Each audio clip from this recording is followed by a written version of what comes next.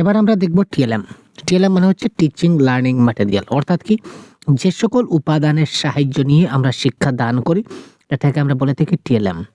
ঠিক আছে, যেমন ধরুন একটা ফুল, এই ফুলটা আমি ক্লাসে নিয়ে গেলাম, নিয়ে গিয়ে ফুল সম্বন্ধে ছাত্রদের বোঝালাম, এই ফুলটা হচ্ছে আমার একটা টিএলএম। বুঝা গেল? তো যে জিনিসটা আমি নিয়ে স্কুলে বাস্তব জিনিসটা, যে কোনো একটা বাস্তব জিনিস আমি স্কুলে নিয়ে গেলাম বা ছাত্রদের সামনে নিয়ে গেলাম, নিয়ে ওই জিনিস সম্বন্ধে আমি তাকে বোঝালাম, বা যে কোনো একটা টপিক বোঝাতে সময় আমি যদি যে কোনো একটা উপাদান ব্যবহার করি, তো দ্যাট ইজ কল্ড টিএলএম। তো টিএলএম কি? টিচিং লার্নিং ম্যাটেরিয়ালস বা টিএলএম হলো এমন সব উপকরণ, সামগ্রী বা মাধ্যম যা শিক্ষক পাঠ দানকে সহজ, আকর্ষণীয় এবং কার্যকর করতে এবং শিক্ষার্থীর শিক্ষণকে স্থায়ী ও অর্থবহ করতে ব্যবহার করেন। যে এমন একটা ম্যাটেরিয়াল, এমন একটা জিনিস আছে, যে উপকরণ আছে বা সামগ্রী আছে, যার মাধ্যমে যদি আমরা ক্লাস করাই তাহলে ক্লাসটা কি হয়, অনেক সহজ হয়, আকর্ষণীয় হয়, এবং সুন্দর সুন্দর জিনিস পুতুলগুলা নিয়ে যদি আমরা ক্লাসে যাই তখন ক্লাসটা ছাত্ররা খুব মজা পাবে, আনন্দ পাবে, খুব সহজে তারা জিনিসটাকে বুঝতে পারবে, এবং খুব সহজে যেহেতু জিনিসটা বুঝতে পারবে তার শিক্ষণটাও তার কী হবে, খুব স্থায়ী হয়ে যাবে। সংক্ষেপে যদি বলি, যা শেখাতে সাহায্য করে বা শিখতে আগ্রহ বাড়ায়, দ্যাট ইকুয়াল টু টিএলএম। খুব সুন্দর একটা পয়েন্ট ভাই। যে জিনিসটা আমাদের শেখাতে সাহায্য করে, কোনো একটা জিনিস শিখতে সময় যে জিনিসটা আমাদের সাহায্য করে এবং শিখতে যেটা আগ্রহ বাড়াবে, এটার নাম হচ্ছে টিএলএম। তো টিএলএম এর উদ্দেশ্যটা কি আমরা দেখি। শিক্ষাকে আকর্ষণীয় করে, যেটা আমরা শেখাবো এটা আকর্ষণীয় করবে বা আমাদের মনোযোগটা বৃদ্ধি করাবে। বিমূর্ত বিষয়কে স্পষ্ট করা, যে কোনো জিনিস যেমন আমরা চোখে দেখতে পাচ্ছি না, চোখে আমরা দেখতে পাচ্ছি না, তো এই জিনিসটাকে আমাদের সামনে স্পষ্ট করে কি এই টিএলএম এর দ্বারা আমরা কি করতে পারি, বিমূর্ত বিষয়গুলোকে স্পষ্ট করাতে পারি। শিক্ষার্থীর আগ্রহ বা তারা অংশগ্রহণ এখানে বৃদ্ধি পাবে। শিক্ষণকে কি করতে হবে, স্থায়ী করতে হবে। শিশু কেন্দ্রিক শিক্ষা নিশ্চিত করাতে হবে। ক্লিয়ার ভাই? টিএলএম এর অনেক বৈশিষ্ট্য আছে। এটা শিশু বান্ধব হতে হবে এবং আকর্ষণীয় হতে হবে। টিএলএম যদি আকর্ষণীয় না হয় তাহলে কিন্তু ছাত্ররা বুঝবে না, মনোযোগ দেবে না। যত সুন্দর হবে এবং যত ভালো হবে, দেখতে আকর্ষণীয় হবে, তো ক্লাসের প্রতি তাদের মনোযোগও তত ভালো চলবে। এটা হচ্ছে সহজলভ্য হওয়া চাই এবং স্বল্প ব্যয়ী হওয়া চাই। অনেক দাম দিয়ে কিন্তু বা অনেক পয়সা খরচ করে এটা কেনার কোনো মানে হবে না। এটা খুব ফ্রি অফ কস্টে যেন হয়, ফ্রি অফ কস্ট নতুবা লো অফ কস্ট। এটা ফ্রি হওয়া চাই অথবা একদম কম মূল্যের কেনা চাই। পাঠের উদ্দেশ্যের সঙ্গে সামঞ্জস্যপূর্ণ। আমরা যে পাঠে নিয়ে গেলাম, এবার আমি আপনাদের এমন একটা টিএলএম নিয়ে গেলাম আর এমন একটা চ্যাপ্টার পড়াচ্ছি, এই চ্যাপ্টারের সঙ্গে টিএলএম এর কোনো রিলেট করতে পারছি না বা কোনো কানেকশনই নাই। যেমন আমি একটা পড়াচ্ছি, আমি যেমন ধরুন আমি পড়াচ্ছি 2 আর 2 এর 4। এবার আমি ভারতের মানচিত্র নিয়ে গেলাম ক্লাসে, এবার এটার সঙ্গে ভারতের মানচিত্রে কোনো কানেক্ট করতে পারছি না। মানচিত্র এজ এ টিএলএম আর টপিক হচ্ছে 2 আর 2 এর 4। কী করে সমঝাবো, কী করে বোঝাবো? তো এই ধরনের টিএলএম যেন না হয়, পার্ট রিলেটেড টিএলএম আমাকে নিতে হবে। এখানে 2 আর 2 এর 4 আমি বোঝাচ্ছি, তাহলে আমাকে 4টা ফুল নিতে পারি, 4টা সুন্দর ফুল নিতে পারি, নতুবা 4টা পাথরের গুটি নিতে পারি, 4টা মার্বেল নিতে পারি, এদের বা 4টা যে কোনো জিনিস, এই ধরনের কোনো ম্যাটেরিয়াল আমি নিতে পারি যেটা আমি রিলেট করতে পারি, ক্লাসের সঙ্গে আমি রিলেট করতে পারি। এটা কার্যভিত্তিক হবে এবং এটা কি হবে, একটা অভিজ্ঞতা ভিত্তিক যেন হয়, এবং বয়স এবং স্তর উপযোগী আমরা কি করতে পারি, টিএলএমগুলো যেন নির্বাচন করতে পারি বয়সের সঙ্গে ভিত্তি করে এবং স্তরের উপযোগী করে। ঠিক আছে স্যার? টিএলএম এর প্রকারভেদ, বিশেষ করে টিএলএম এর প্রকার হচ্ছে আমরা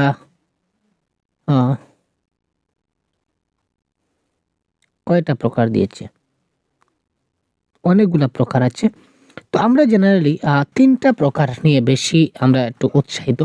টিএলএম এর প্রকার, যেমন 1 নম্বর প্রকার হচ্ছে আমাদের দৃশ্য উপকরণ, যে জিনিসগুলা কি করা যায়, দেখা যায়, ভিজুয়াল এইডস, যেটা দেখা যায়। কি কি জিনিস দেখা যায়, যেমন চার্ট, আমরা যদি চার্ট নিয়ে স্কুলে যাই তখন সেটা দেখা যাবে।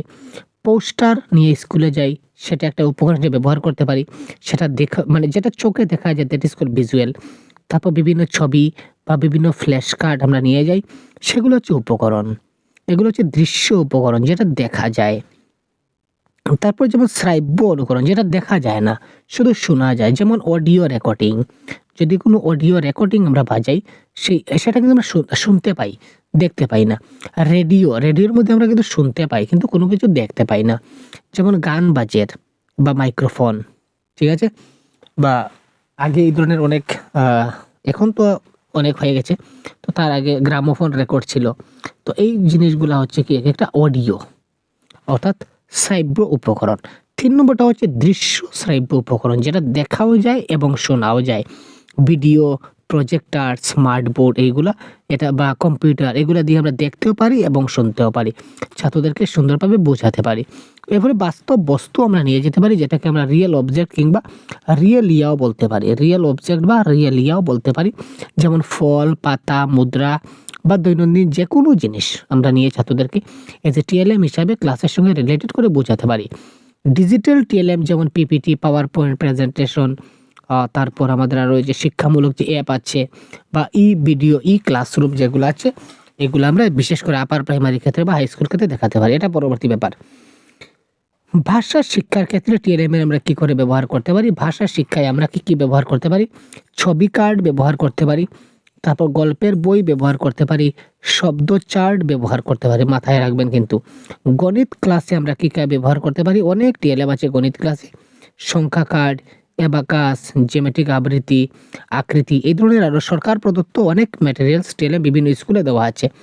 পরিবেশ বিদ্যায় আমরা মানচিত্র, মডেল, চার্ট ব্যবহার করতে পারি। তো টিএলএম সম্বন্ধে এনসিএফ 2005 কি বলেছে? টিএলএম সম্বন্ধে এনসিএফ 2005 বলেছে যে এটা হচ্ছে একটা কার্যভিত্তিক শিখন, অর্থাৎ এটা হচ্ছে কাজ করে করে শেখানো যায়। যে কোনো একটা বাস্তব জীবন যদি আমি তার সামনে যে কোনো যে জিনিসটা জানে, একটা জিনিস, একটা শিশু যে জিনিসটা জানে, ওইটা দিয়ে যদি আমি তাকে জিনিসটা বোঝাই বা শেখাই, তাহলে সে খুব তাড়াতাড়ি জিনিসটা বুঝতে পারবে, শিখতে পারবে। এখানে শিশুর অভিজ্ঞতার উপর কী করা হবে? জোর দেওয়া হবে। টিএলএম ব্যবহারে সৃজনশীলতা আসবে, বা নতুন করে এই ধরনের কিছু টিএলএম তোমরা নিজে থেকে বানিয়ে আনো, এই ধরনের উৎসাহ তাদের মধ্যে এখানে কি হতে পারে? বিকশিত হতে পারে।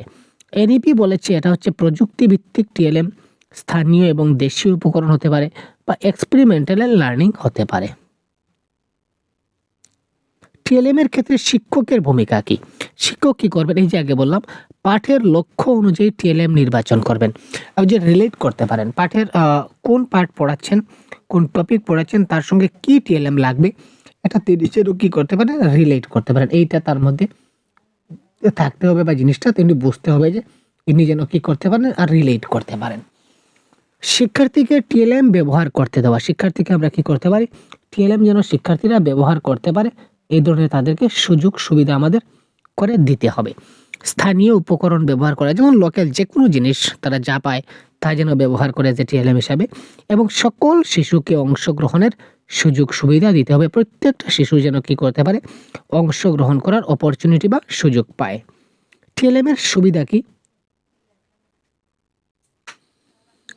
টিএলএম ইউজ করে যদি আমরা ক্লাস করি, তাহলে শিক্ষণটা কি হবে? আনন্দময় হবে।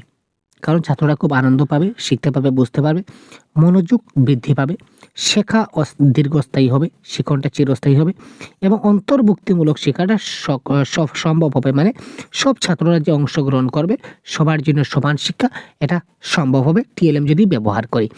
অতিরিক্ত ব্যবহার বিভ্রান্তি করতে পারে। টিএলএম এর সীমাবদ্ধতা হিসেবে সময় এবং প্রস্তুতির প্রয়োজন আছে। যদি আমরা অতি সুন্দর, অনেক আকর্ষণীয় টিএলএম বানাতে চাই, তাহলে অনেক প্রস্তুতি লাগবে, অনেক সময় লাগবে। যদি সঠিকভাবে আমরা টিএলএমটা ব্যবহার না করতে পারি, তো তার রেজাল্ট কম আসবে। সঠিকভাবে আমরা ব্যবহার করতে পারি, ঠিক আছে? পরীক্ষার জন্য গুরুত্বপূর্ণ হাইলাইট। টিএলএম মানে শিক্ষণের সহায়ক একটা উপকরণ। ভালো টিএলএম কি করে? সহজ, আকর্ষণীয় এবং কার্যভিত্তিক করে তোলে ক্লাসকে। শিশু যত বেশি ব্যবহার করবে, শেখা তত গভীর হবে। শিশুটা যেন টিএলএমটাকে ব্যবহার করতে পারে। এই টিএলএম যে ব্যবহার করার যেটা প্রকার, এটা আপনাকে শেখাতে হবে। শুধুমাত্র সে একটা বা দুটা ফুল আপনি তার হাতে দিলেন, সে ফুলগুলোকে খালি টাচ করলো, তাহলে কিন্তু হলো না। এই ফুলগুলার যে বিশেষত্ব কি, এই ফুলগুলো একটা ফুল, দুইটা ফুল মিলে কি হবে, একজন একটা ফুল নিলে গিয়ে কয়টা ফুল থাকবে, এই ধরনের যেগুলা, এই যে প্রসিডিউরাল যে নলেজগুলা, আপনি তাকে তার সঙ্গে নাকি এই পুতুল নাচিয়ে নাচিয়ে তাকে আপনি শেখাতে পারেন। টিএলএম শিশু কেন্দ্রিক শিক্ষার একটা মূল হাতিয়ার। শিশু কেন্দ্রিক শিক্ষার টিএলএম হচ্ছে মূল হাতিয়ার। আপনি টিএলএম যত বেশি সুন্দর করে বানাতে পারবেন, শিশুকে তত বেশি আকর্ষণ করতে পারবেন। আর শিশুকে যত বেশি আকর্ষণ করতে পারবেন, আপনি তত শিশুকে শেখাতে সহজ হবে আপনাকে। কুইক রিভিশন তো আমরা এবার দেখলাম। এবার আমরা প্রিভিয়াস ইয়ার কোয়েশ্চন। টিএলএম থেকে কয়টা কোয়েশ্চন নিয়েছি আমি এখানে? স্যার কয়টা কোয়েশ্চন নেওয়া আছে? এখানে 30টা কোয়েশ্চন নেওয়া আছে। দেখে নেওয়া যায় কয়টা সম্ভব হয়। শিক্ষণ সহায়ক উপকরণ বা টিচিং এইডস ব্যবহারের উদ্দেশ্য কি? শিক্ষার্থীদের শিক্ষণ কর্মে নিমগ্ন রাখা, শ্রেণীকক্ষের বিশৃঙ্খলা যথাসম্ভব কমানো, শিক্ষার্থীদের শিক্ষণ ফলগুলির সর্বাধিক পুষ্টি সাধন, শ্রেণীকক্ষের প্রতি শিক্ষার্থীর মনোযোগ আকর্ষণ করা। তো 1 নম্বরের কারেক্ট আনসার আমাদের হবে শ্রেণীকক্ষের প্রতি শিক্ষার্থীদের মনোযোগ আকর্ষণ করতে হবে। ঠিক আছে, কারণ টিএলএম এর দ্বারা আমরা কি করতে পারি এখানে অ্যাকর্ডিং টু দিস অপশন এটাই হবে কারেক্ট আনসার, তাই না? না না না 1 মিনিট, এইটা হবে কারেক্ট আনসার। শিক্ষার্থীদের শিক্ষণ ফলগুলির সর্বাধিক পুষ্টি সাধন, অর্থাৎ এই টিএলএম যত ভালো করে আমরা ব্যবহার করতে পারবো, শিক্ষণ ফল বা লার্নিং আউটকাম আমাদের কাছে তত ভালো হয়ে দাঁড়াবে। ঠিক আছে না? অপশন নাম্বার এইটা হবে এক্ষেত্রে কি কারেক্ট আনসার। নিচের কোনটি শিশু সাহিত্যের আকাঙ্ক্ষিত বৈশিষ্ট্য নয়? শিশু সাহিত্যের আকাঙ্ক্ষিত বৈশিষ্ট্য নয় কোনটা? শিশু সাহিত্য একটা বই, এর মধ্যে বড় সাইজের ফন্ট থাকবে, পরিচিত শব্দ থাকবে, আকর্ষণীয় চিত্র থাকবে, পশু চরিত্র থাকবে, কিন্তু সহজবোধ্য নৈতিক মূল্যবোধ এটা থাকবে না। কারণ শিশু সাহিত্য, ছোট্ট শিশু, সে নৈতিকতা কি জিনিস সে এখন তার মাথার মধ্যে আসবে না। সুতরাং এটা হবে এই ক্ষেত্রে কারেক্ট আনসার। নিচের কোনটি পাঠভিত্তিক উপলব্ধি ও শব্দ তালিকা বিকাশের সহায়ক নয়? শব্দ তালিকা বিকাশ করতে সহায়ক হবে না কোনটা? কোয়েশ্চন নম্বর 3। বিষয় মানচিত্র, চিত্র অভিধান, শব্দ মানচিত্র, বর্ণমালা চার্ট। বর্ণমালা চার্টের মধ্যে আমরা শব্দের তালিকা পাবো না, শুধু বর্ণের তালিকা পাবো। আর এখানে বলে যে শব্দের তালিকা পেতে হবে।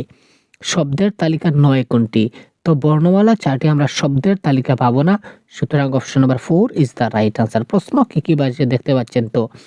অথেন্টিসিটি অফ ম্যাটেরিয়াল, উপাদান সমূহের প্রামাণিকতা বলতে কি বোঝায়? অথেন্টিসিটি। Question number 4। বাস্তব জীবন বিষয়ে লিখিত বা বিবর্তিত উপাদান সমূহ, সেই সব উপাদান যা শিশুরা বাড়ি থেকে নিয়ে আসবে এরকম কোনো কথা নাই। শিক্ষিকার দ্বারা তার শ্রেণীর উদ্দেশ্যে লিখিত উপাদান, লিখিত অলিখিত কোনো উপাদান নাই ভাই। ভারপ্রাপ্ত মানুষ না ভাই, বাস্তব জীবন অর্থাৎ রিয়েল লাইফের সঙ্গে কানেক্ট করে যে কোনো লিখিত বা অবর্তী যে কোনো একটা উপাদান যদি হয়, তো that is authenticity of material. তারপর কোয়েশ্চেন নাম্বার 5। সপ্তম শ্রেণীর শিক্ষিকা তার শিক্ষার্থীদের একজন মানুষের বর্ণনা লেখার কাজ দিলেন। মানুষের বর্ণনা লেখার কাজ দিলেন। তিনি বাইরে থেকে ঝুড়ি সমেত একজন হকারকে শ্রেণীকক্ষে নিয়ে এলেন। তিনি হকারকে সেখানে 7 মিনিট থাকার জন্য অনুরোধ করলেন। তারপর তিনি শিক্ষার্থীদের ঝুড় ভেদে অর্থাৎ যুগ্মভাবে সেই মানুষটির বর্ণনা লিখতে বললেন। এখানে মানুষটাকে কি করা হয়েছে? Question number 5। এখানে মানুষটাকে ধরে নিয়ে আনা হচ্ছে। এখানে দেখুন একটা মানুষের বর্ণনা লেখার কাজ দিলেন। তিনি বাইরে থেকে ঝুড়ি সমেত একটা হকারকে নিয়ে আসলেন এবং হকারকে তিনি বললেন এখানে তুমি 7 মিনিট বসো। আর ছাত্রকে বললেন যে তোমরা এই মানুষের বর্ণনা দেখে দেখে লিখো। মানুষটা কি? তো মানুষটা এখানে ম্যাটেরিয়াল হিসাবে ব্যবহার হয়েছে ভাই। মানুষটা যে টিএলএম হিসাবে এখানে ছিল, ম্যাটেরিয়াল হিসাবে ছিল, তাকে দেখে তার সম্বন্ধে তারা শিখছে। পাঠ্যপুস্তক হচ্ছে আমাদের একটা টিএলএম। তো পাঠ্যপুস্তক সম্পর্কে নিচের কোন মন্তব্যটা সঠিক? পাঠ্যপুস্তক পাঠ্যক্রমে প্রভাবিত লক্ষ্য পূরণের সহায়ক। পাঠ্যপুস্তক কোনো শিক্ষাবর্ষের শৈক্ষিক কার্যক্রমের পরিকল্পনা। পাঠ্যপুস্তক বদলযোগ্য নয়, এটা অনেকবার পরিবর্তন হয় আমরা দেখেছি।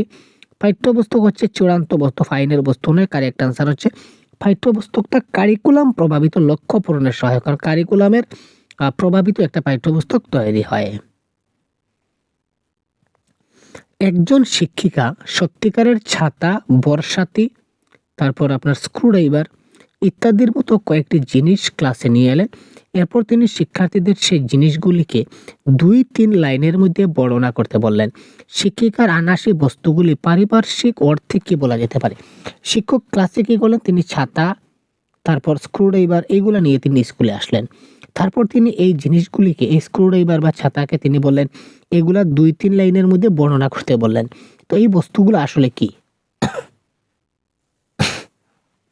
আগে যে বললাম যে ঘর থেকে যদি বাস্তব কোনো জিনিস আনেন এটাকে কি বলা হয়?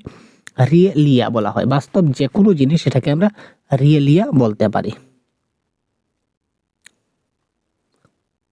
কিছু প্রশ্ন স্কিপ করা যায় কেন না দেখি। এই যে সংবাদপত্র, মেনু কার্ড, এগুলো তো আপনারা পারবেনই। ভাষা শিক্ষণের সাপ্তাহিক জীবনভিত্তিক যে বস্তুর ব্যবহার, প্রাত্যহিক জীবনভিত্তিক, আমরা প্রত্যেক যে জীবনভিত্তিক যে বস্তুগুলা ব্যবহার করি এগুলাকে এজ এ ভাষা শিক্ষণে আমরা কি বলতে পারি? এটাকে শিক্ষণ উপাদানও বলা যায়, আবার বাস্তব উপাদানও বলা যায়। দেখবেন অপশনে কিন্তু দুটাই কারেক্ট আছে, ঠিক আছে। প্রত্যেক জীবন ভিত্তিক যে বস্তুগুলো, এটা খেলাধুলা হচ্ছে না, পাঠ হচ্ছে না, এটা দুইটাই কিন্তু এই ক্ষেত্রে কারেক্ট আনসার হচ্ছে। এই কারণে আমি আপনাদের সঙ্গে তুলে ধরলাম। নিচের কোনটি প্রাথমিক স্তরে পাঠ্য বইয়ের পরিকল্পনার আদর্শ নয়? আদর্শ নয় কোনটি পাঠ্য পুস্তকের? 11 নম্বর। কারিকুলাম প্রিন্সিপাল থাকতে হবে, প্রেজেন্টেশন থাকতে হবে, টেকনোলজি থাকতে হবে, কিন্তু বাস্তব আদর্শ এটা নাও থাকতে পারে, কনক্রিট প্রিন্সিপাল।